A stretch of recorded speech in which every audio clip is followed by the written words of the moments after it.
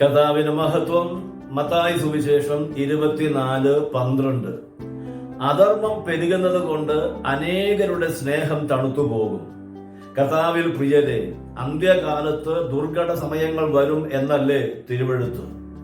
ആ സമയം വളരെ മോശമായിരിക്കുമെന്നും ദൃശ്യമായ സഭയിലുള്ള ആളുകൾ പോലും അത്തരത്തിലുള്ള മാറ്റത്തിന് വിധേയരാകും എന്നാണ് മനസ്സിലാക്കേണ്ടത്. സഭയ്ക്ക് അകത്തും പുറത്തുമുള്ള അധർമ്മം കാരണം ദൈവജനത്തിന്റെ സ്നേഹം തണുത്തു പോകുകയും ദൈവത്തോടും മനുഷ്യരോടുമുള്ള സ്നേഹത്തിൽ തീക്ഷ്ണത കാണിക്കുന്ന ചുരുക്കം ചിലർ മാത്രമേ അവസാനം കാണുകയുള്ളൂ എന്നും ചിന്തിക്കേണ്ടി വരും. സ്നേഹം നഷ്ടമായാൽ സകലവും നഷ്ടമായി എന്നുള്ളത് നാം മറക്കരുത്. ആദ്യ സ്നേഹം വിട്ടുകളഞ്ഞു എന്ന പ്രയോഗം ഓർക്കുക. ഒരു സഭ അഥവാ ദൈവജനം എന്ന നിലയിൽ പ്രാരംഭത്തിലുണ്ടായിരുന്ന അത്ര സ്നേഹം നമുക്കിപ്പോൾ ഉണ്ടോ എന്ന് പരിശോധിക്കുന്നത് നല്ലതാണ്. ഞാൻ നിന്റെ പ്രവൃത്തി അറിയുന്നു എന്നാണ് അവിടുന്ന് ഓർപ്പിക്കുന്നത്. 1 കൊരിന്ത്യർ 13 ജീവിതത്തിൽ നമുക്ക് പ്രായോഗികമാക്കാം.